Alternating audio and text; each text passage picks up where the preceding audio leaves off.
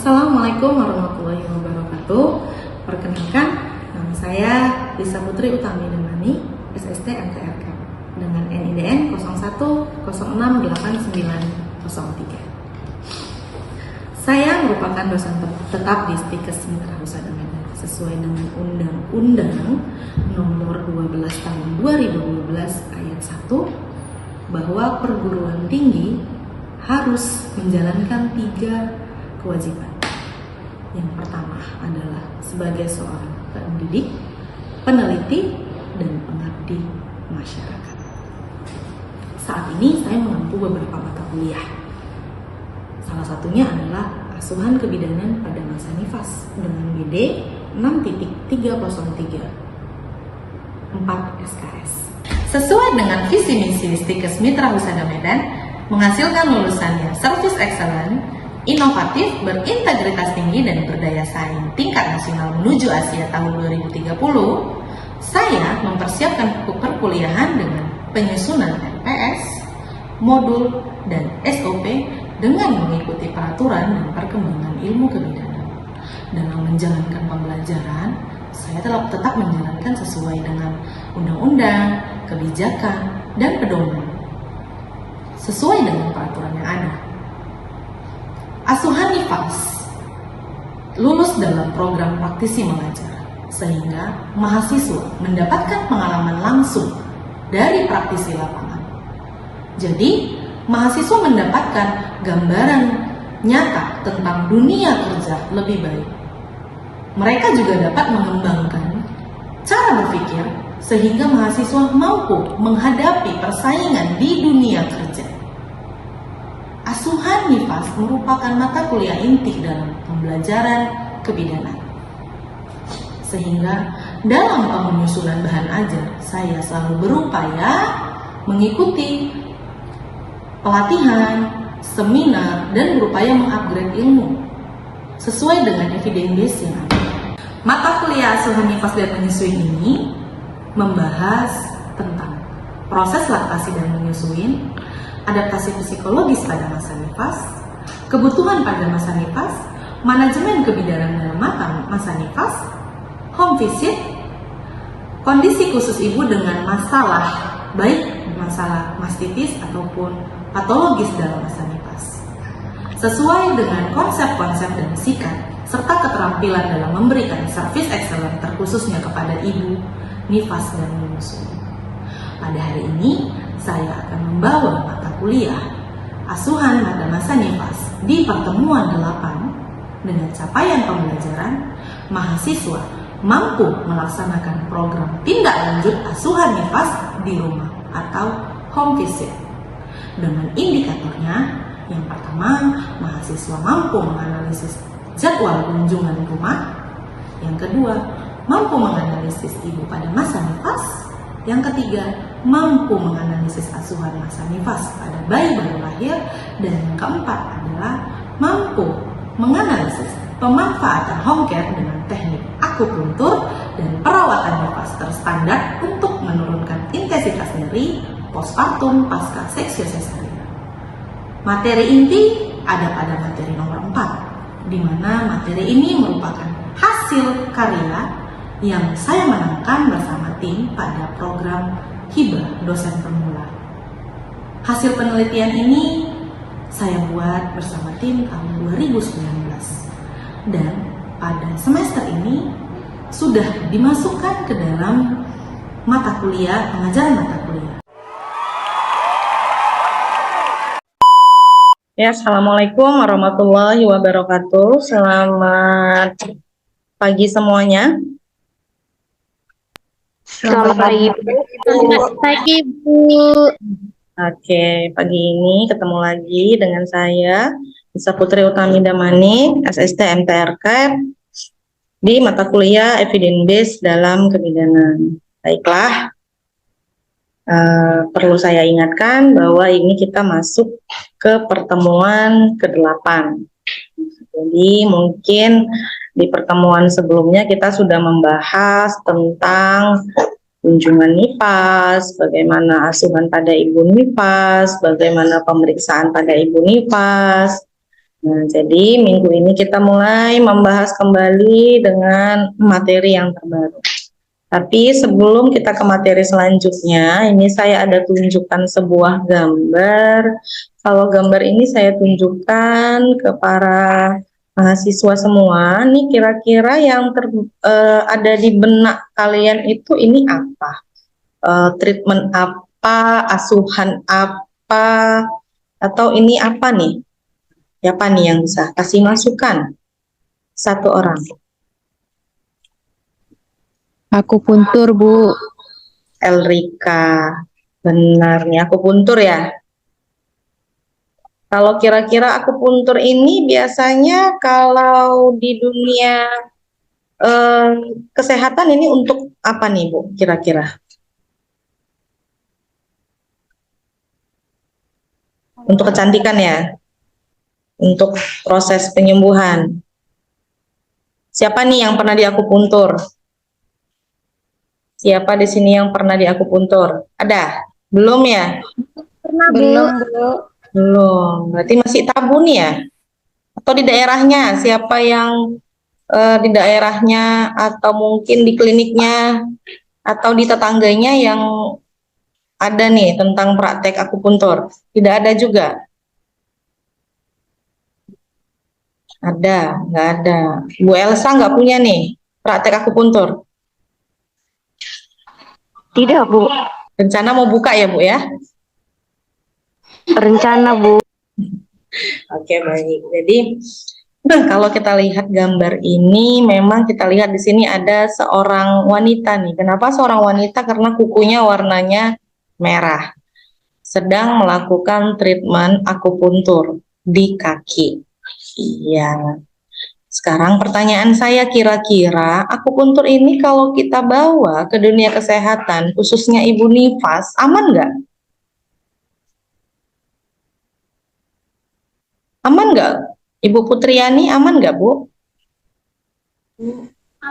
Aman, Bu, karena akupuntur ini tidak menimbulkan efek samping, Bu. Dan merupakan pengobatan alternatif dalam sistem pelayanan, Bu. Merupakan alternatif dalam sistem pelayanan. Jadi tidak punya efek samping. Nah, Iya, Bu. kita bahas lebih lanjut lagi karena kita berbicara seputar evidence base ya. Nah, jadi pada hari ini ada beberapa tujuan pembelajaran yang akan kita capai. Di mana hasil belajarnya itu saya harapkan atau nantinya kalian mampu mengikuti perkuliahan ini, mampu melaksanakan program tindak lanjut asuhan Nifas di rumah atau home visit. Nah, yang pertama itu nanti bisa melakukan kapan itu jadwal kunjungan ke rumah. Kamu bisa melakukan asuhan nifas pada ibu nifas. Kamu bisa melakukan asuhan nifas pada bayi baru lahir. Dan yang terakhir adalah pemanfaatan home care dengan teknik akupuntur dan perawatan nifas terstandar untuk menurunkan intensitas nyeri pada postpartum pasca seksius cesarean. Nah, sebelumnya kita sudah pernah membahas tentang jadwal kunjungan rumah, tentang asuhan ibu nifas pada ibu nifas pada bayi baru lahir. Nah, sekarang kita masuk ke materi yang keempat, tentang bagaimana itu pemanfaatan home care dengan teknik akupuntur pada perawatan nifas terstandar yang tujuannya untuk menurunkan intensitas nyeri postpartum pasca seksius cesarean. Jadi perlu kita bahas apa itu home care. Jadi home care itu merupakan suatu pelayanan yang bertujuan untuk meningkatkan ataupun mempertahankan ataupun memaksimalkan tingkat kemandirian dan meminimalkan akibat dari penyakit. Jadi home care itu juga merupakan sebuah pelayanan yang sebenarnya telah ada di dunia sejak awal abad ke-19.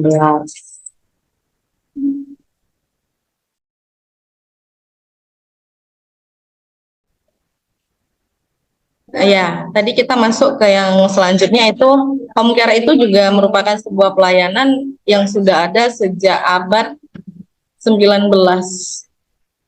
Jadi pelayanan perawatan home care itu merupakan meliputi dari bagian pelayanan kesehatan yang memberikan pelayanan primer, sekunder, tersier.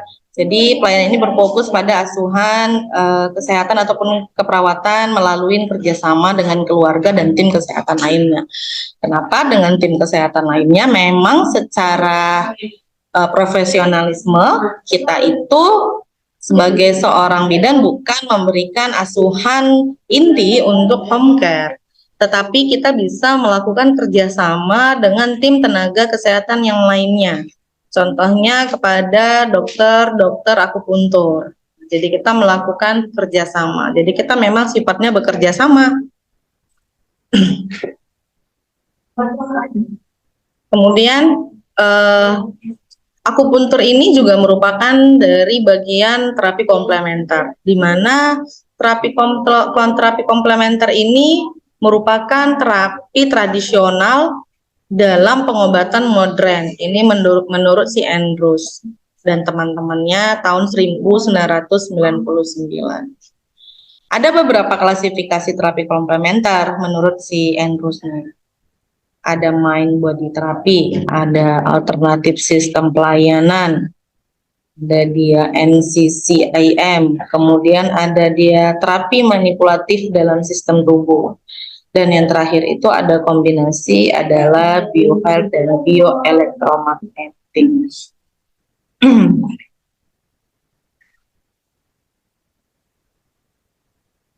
Jadi akupuntur itu juga merupakan teknik pengobatan yang digunakan dalam tradisional Cina.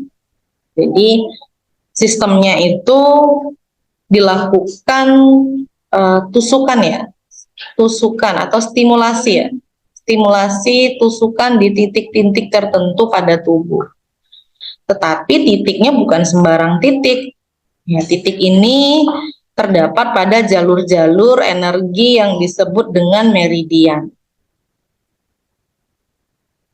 Jadi pengobatan akupuntur ini juga dirancang untuk memperbaiki aliran dan keseimbangan energi sepanjang meridian-meridian. Dan sudah dibuktikan berdasarkan jurnal, terapi akupuntur dapat menurunkan skala nyeri pada pasien osteoartritis.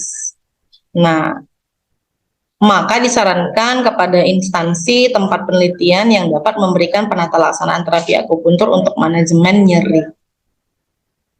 Jadi sebenarnya akupuntur ini merupakan luaran ataupun penelitian saya bersama tim. Jadi akupuntur ini kami coba combine, melakukan bagaimana kalau misalnya dengan Ibu Nifas bisa nggak ya? Jadi memang dari awal perencanaan adanya masalah, coba konsultasi ke dokter, kami coba hubungin dokter akupuntur, dapat sambutan yang luar biasa bagus ya, karena semakin luas nih berarti wawasan kita sebagai seorang bidan tuh semakin luas. Oh ternyata bidan itu bukan hanya mempelajari seputar kehamilan, persalinan, bayi, tetapi juga kita bisa mempelajari ilmu-ilmu yang menghadap ilmu-ilmu dari lain, tapi bukan melenceng dari asuhan ataupun undang-undang kebidanan. Oke. Jadi ini menurut laporan dari National Institute of Health menyatakan bahwa akupuntur telah digunakan secara luas oleh ribuan dokter gigi, ahli akupuntur, dan praktisi kesehatan lainnya sebagai metode penghilang nyeri dan pengobatan berbagai penyakit.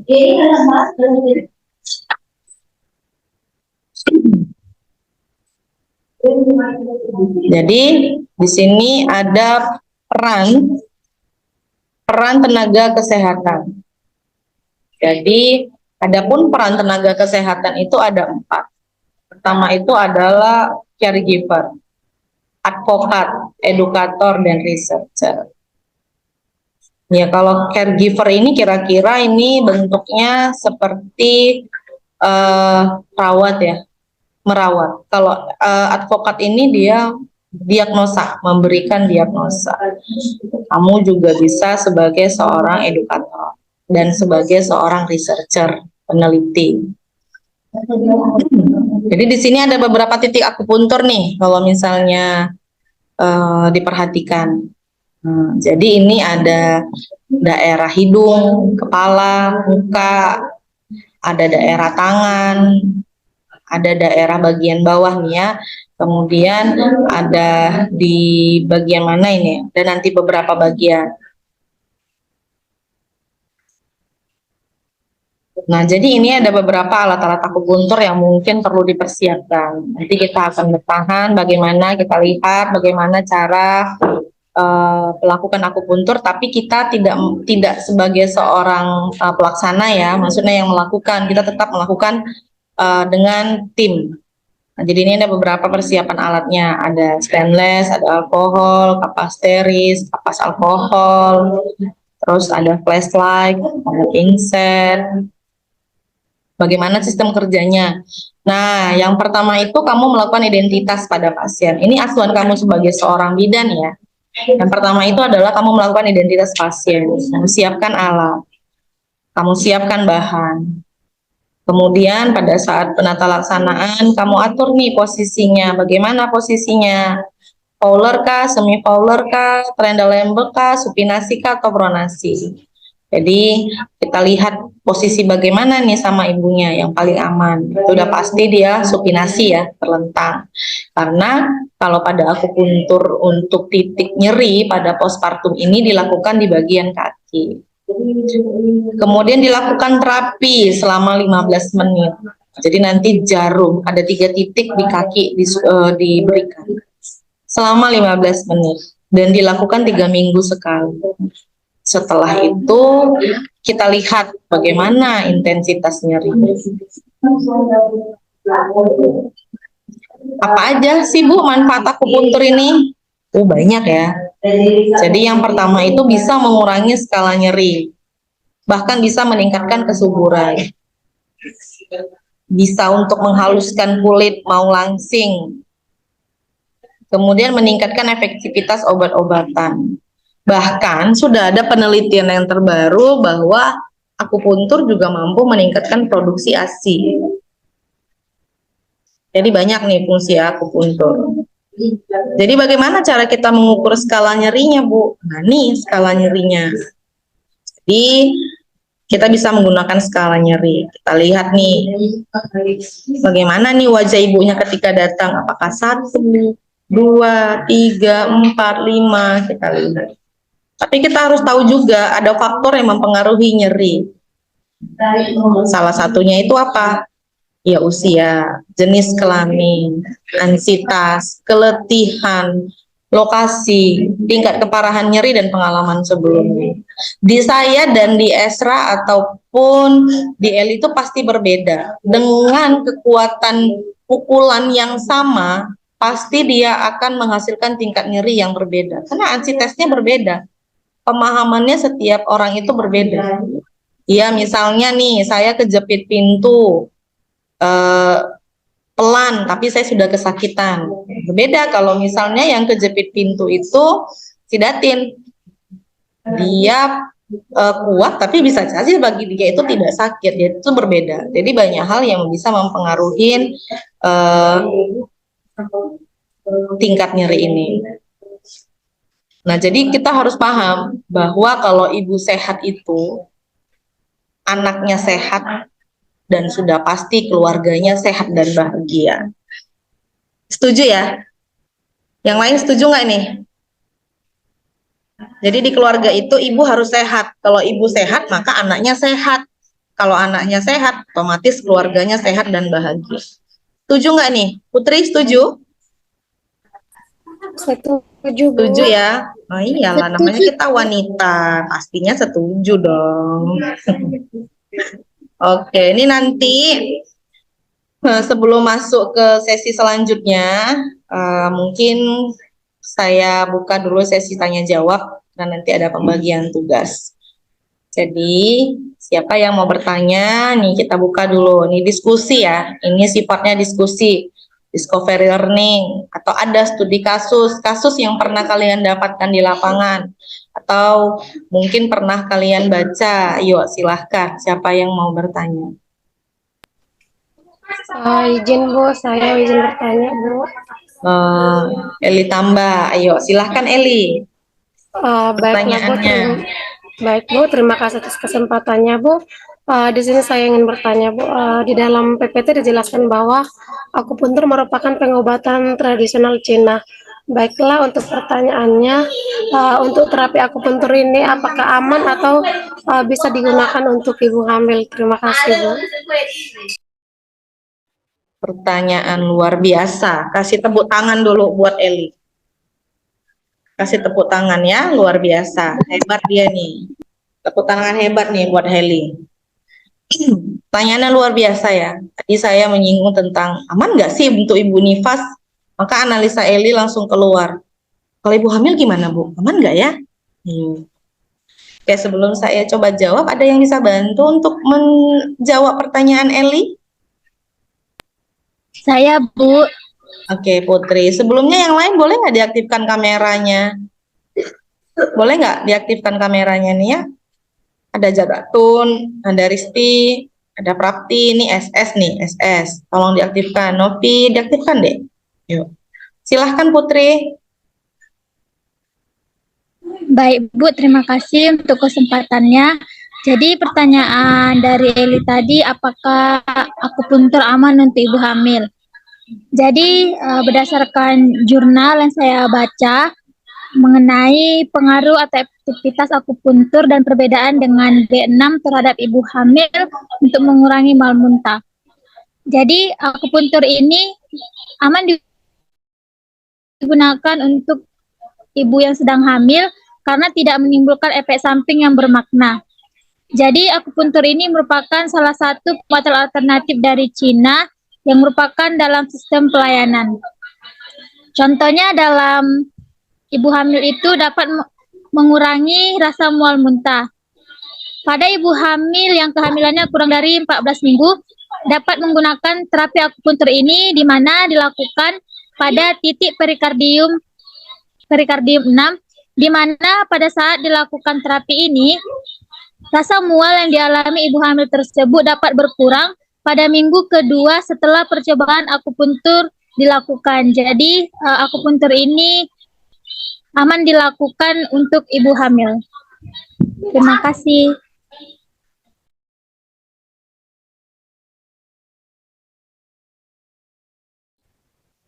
Ya, terima kasih buat Putri ya.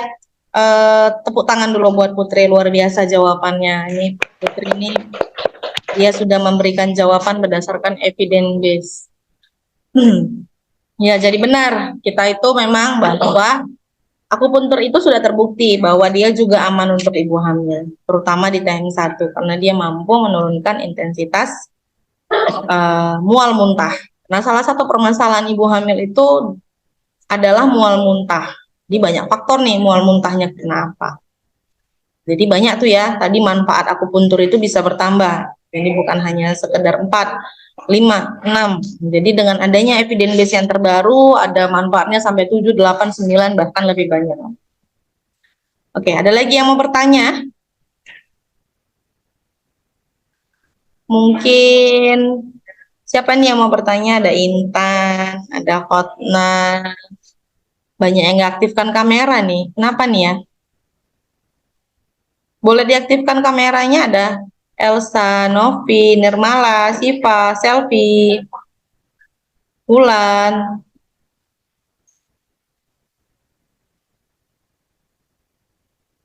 Ada yang mau bertanya lagi? Tidak ada? Oke, berarti sudah paham semua nih ya. Nah, jadi kita masuk ke sesi selanjutnya. Ini adalah pembagian tugas. Nah, ini di 15 menit pertama saya sudah memberikan pembelajaran, jadi kita masuk ke tugas. Komting, Eli boleh dibagi kelompoknya menjadi 3 bagian ya, kelompok 1, 2, dan 3. Jadi minimal kelompoknya ini cari 5 jurnal, kemudian kita lakukan jurnal reading. Jadi 5 jurnal seputar apa Bu? Seputar dari home care, seputar akupuntur, atau tentang treatment apa yang bisa kita berikan secara home care.